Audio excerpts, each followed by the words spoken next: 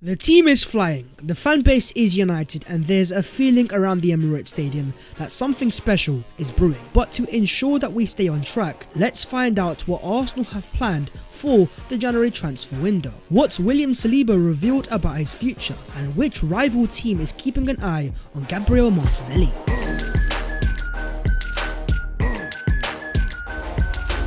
Yo, what is going on, guys? My name is Babs14. Welcome back to your boys channel, and I hope you are doing sensational. As always, smash a like if you enjoy the content and subscribe if you are new.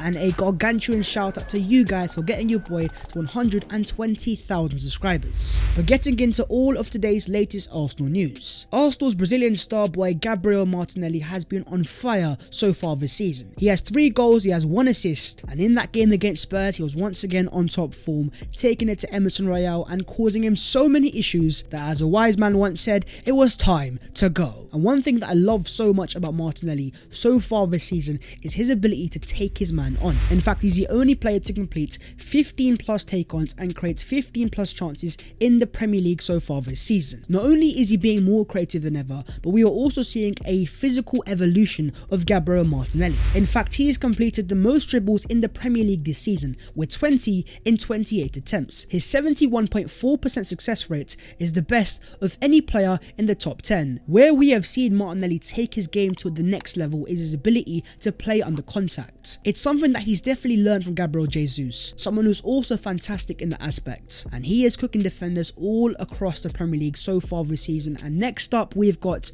Trent Alexander-Arnold, a player who might have scored tonight in the Champions League, but in terms of Premier League form he's not at his best defensively. So Martinelli versus Trent Alexander-Arnold in the Premier League is going to be interesting. But in terms of his long-term Arsenal future, as it stands he has 2 years left on his Arsenal contract, but Arsenal do have the automatic option to extend by 1 year. According to Mikel of the Daily Mail, Sport Mail understands that there have been admiring glances at Martinelli from Arsenal's top 4 rivals in recent months, with Chelsea being among the clubs believed to be monitoring the 21-year-old. So Chelsea are looking at Gabriel Martinelli, and I can't be surprised to hear that Todd Boehly, the new Chelsea owner who seems to think football is as easy as career mode, sees one of the standout young players in the Premier League in Martinelli and has interest in signing him. But you can keep admiring all you want, Mr. Boehly, but you are not going to come anywhere near signing him. Not only is Martinelli very happy at Arsenal, but as he said back in March 2020, Arsenal is a giant team, and if I can, I will stay here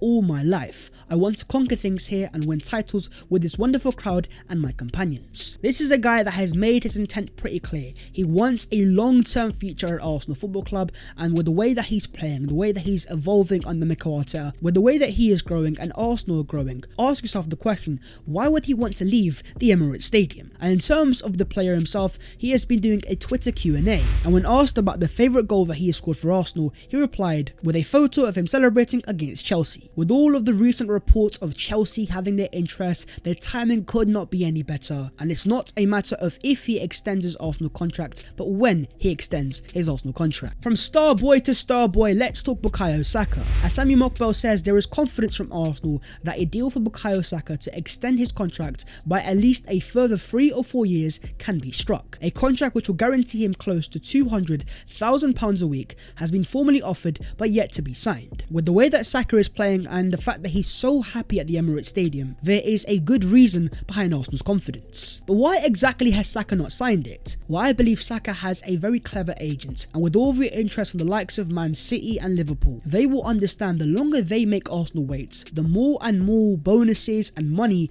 they can secure Bukayo Saka. According to Fabrizio Romano, Arsenal have been really inflexible on William Saliba, untouchable despite Olympique Marseille's intention to make an official bid. Saliba was also in Barcelona's list of the priority target Jules Koundé. When you're the reigning young French player of the year, it's no surprise that Saliba was a man in demand and so many top European teams wanted to sign him. In his last appearance in the North London derby, he locked off Harry Kane, And Saliba says, I waited a long time for my first North London derby. I enjoyed it since the first minute to the end, and now I am so happy. We are so happy to win at home against Tottenham. It was a hard game, but we were focused all game. We deserved this win. For him to show that level of elite composure in his first ever North London derby at 21 years of age, it was yet another example of William Saliba up against a top world-class striker and who he has completely and utterly dominated. And Saliba says, we play against the best players in the world. It is good for young players like me, and I learn a lot. The more we win, the more we are confident. We want every week to win, to win, to win. That is it. It's a derby and I like to play in big games like this. And Harry Kane isn't the only striker that Saliba has utterly shut down. Going back to last season up against the best front three in world football, Neymar, Mbappe and Messi. And there was that one standout moment where Mbappe was in one-on-one and Saliba matched him stride for stride and made a perfect last man tackle. There is this one battle that for me is standing out going into the future, and that is William Saliba versus Erling Haaland. Now Haaland is an amazing striker who has 14 league goals and 8 appearances. He's not real, and it's not going to be easy for Arsenal in general, but Saliba versus Haaland, both players that are physical specimens at 6'4" and two of the premier young players in the world. Do you believe Saliba has what it takes to stop Erling Haaland? But in terms of signing a new contract at Arsenal, Saliba says, yes, we will see. They, the club and my agent, talk a little bit. And before the season, Arteta talked about my last season and explained the project for this season. So confirmation that Arsenal have been speaking to Saliba's people. And according to Gabriel Jesus, Arsenal have stepped up their efforts to tie down William Saliba to a new contract until 2027 and will offer a significant increase in his £40,000 a week wage to prevent him running into the final year of his deal, which expires in 2024. There have been quite a few reports that have claimed that Saliba has already agreed a brand new Arsenal contract. Moving on to transfer news, and according to Sammy Mikel, Arsenal intend to spend again in January with a new midfielder on the radar, as Arteta and Edu are taking Arsenal's involvement in the Europa League seriously. And it makes a lot of sense why, because of course apart from Thomas Partey there is a struggle of another top number 6 at the Emirates Stadium, but at the same time Arsenal also have a very good opportunity to make something special happen. Champions League is of course the priority, but beyond that, if Arsenal can stay there and thereabouts, who's to say that Arsenal can't have bigger ambitions? This is what makes January so important. If Arsenal can sign another top quality number 6, it could be the perfect catalyst to push Arsenal to the next level. But who exactly is that midfielder going to be? Now one player that stands out is Danilo Oliveira of Palmeiras, a player that Arsenal made a confirmed £20 million offer for in the final days of the last transfer window. He has been a long-term Arsenal target, and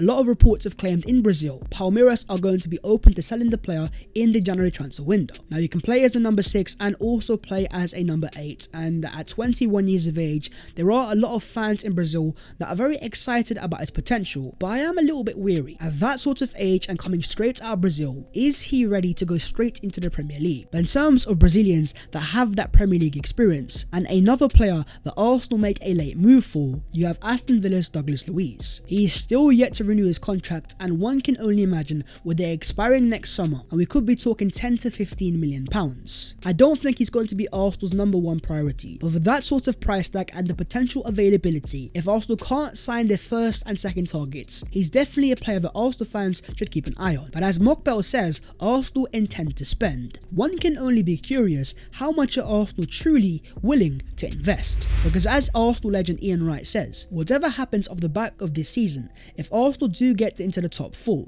with the players that I know that are probably waiting, and I can't say anything, waiting for Arsenal to get into the Champions League. It looks like Wrighty has some inside information of players that are waiting for Arsenal to enter the Champions League. Who those players are have not been confirmed, but if Arsenal, as is to be expected, make it into that competition, it opens up a world of possibilities. And one of your boys' personal preferences of players that I want to see Arsenal sign, and someone that's only going to have 1 year left on his contract in the summer, is West Ham United's Declan Rice. Now he has a vast amount of Premier League experience and is in the peak of his powers. He's wanted by the likes of Chelsea, Man United, and he would be a very expensive signing, but if Arsenal are in the Champions League and the amount the Cronkies have already shown, they will invest in Arteta's project. Maybe as Arsenal fans, we have to dream bigger. Talk to me down below in the comments and who would be your dream Arsenal midfield targets if Arsenal are indeed in the Champions League.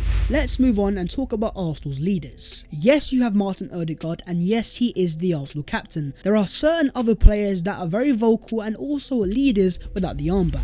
And as said by Sami Mikel, Granit Xhaka, armband or no armband, remains one of Arsenal's lieutenants. Ask many at the club's training HQ and they will tell you that he is the club captain in all but the name. We have seen a resurgence in Xhaka, so much so that he was named the Arsenal September Player of the Month with a resounding 83% of the votes. But to be a true leader, you also have to take responsibility, and Xhaka is doing that. According to Sami Mikel, at half-time on Saturday, Xhaka is understood to have apologised for his role in what led to Tottenham being awarded a first-half penalty. Xhaka failed to clear in the box before Gabriel's poor tackle. But mistakes are a part of football, and in terms of Xhaka's Arsenal career, he has made quite a few. But there is a key difference now in terms of the mentality of the team, where instead of blaming others, we take accountability. The Arsenal players only get better after mistakes. This game being the prime example where after Xhaka made a mistake, he then goes on and scores the winning goal. And talking of leaders, you also have Gabriel Jesus, who is seen giving the Arsenal team talk ahead of the North London derby. And in terms of his impact on the pitch, he scored his 5th goal against Tottenham, which means in just 8 appearances, he has already surpassed Alexandre Lacazette's entire tally from last season. The upgrade has been gargantuan, and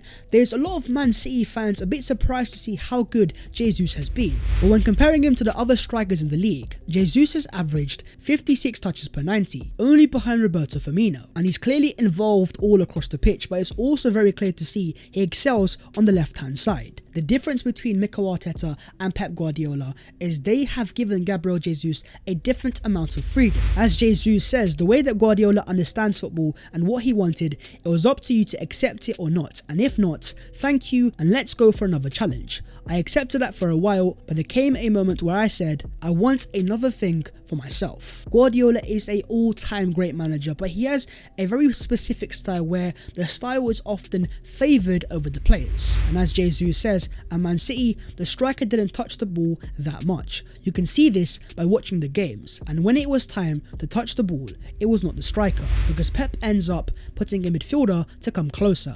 Okay, fine, so I decided to change. If you speak to fans out of Brazil and fans that have seen Jesus during his time at Palmeiras, they are seeing that Jesus now at the Emirates Stadium, but not at Man City. The key difference is that Arteta has given Jesus freedom to roam the pitch, and that is because Arteta realises that Jesus is too good of a player to just simply have as a number 9, and most importantly thrive on the left-hand side. Alongside the fact that Martinelli also thrives in the middle, that partnership of both Gabriels, Jesus and Martinelli in total has 12 goals and assists combined in 8 appearances so far this season. Moving on to the other Arsenal news today, and starting off with another goal for Folarin Balogun, who has made it 6 league goals in 9 appearances so far this season. That's 6 goals and 2 assists in 550 minutes, a goal contribution every 68.75 minutes. This goal was a prime example of Balogun's ability to be a fox in the box, and he is up there with the highest goal scoring players in league with Messi, Mbappe, Neymar. But next season is going to be very intriguing to see what Arsenal do. Can he find his way in to this Arsenal first team squad? Stat time of the day: Arsenal have allowed their opponents fewer shots on target against them from open play than any other team in this season's Premier League with 15. Arsenal in all categories, not just defensively, have levelled up so far this season. In fact, in this graphic, you've got a comparison of Mikel Arteta's 3 full seasons as Arsenal manager, and as you can see, every year you are seeing a massive improvement, with this year Arsenal being better than ever in terms of goals per 90, XG, shots per 90, pass completion, key passes per 90, and tackles and interceptions per 90. And what you are seeing as an Arsenal team top of the Premier League, 21 points out of possible 24, and 7 wins out of a possible 8. Thierry Henry believes that Arsenal are genuine title contenders, saying what's nice to see is a team that can compete. And alongside TT, you also have Arsene Wenger, who asked on if Arsenal are title contenders, says, "Personally, I would put them just behind Man City, the second best team to have a good chance to win the Premiership. Even though Man City are second, I still believe with Haaland and the experience they have, they are the clear favourites. But in terms of second place, with Spurs not being too convincing, United at the start of their project, Chelsea getting a new manager, and Liverpool down there in mid-table, the fact that our next game is against them is the perfect time for Arsenal to showcase to the entire Premier League at the Emirates Stadium that we are going to be that team to take on Man City this season." But that's the video there and there, so hopefully you guys have enjoyed, and if you have, smash a like and subscribe if you are new. Follow your boy on all other social medias, and also vote for your boy for the Football Content Awards, with all the details being down below in the description. But that was all of today's latest Arsenal news, and right now Arsenal fans are happy and we are excited. But now we've got a game on Thursday and then a massive game on Sunday, Liverpool at the Emirates Stadium. I'll see you guys next time. Take care, keep smiling, and in a bit.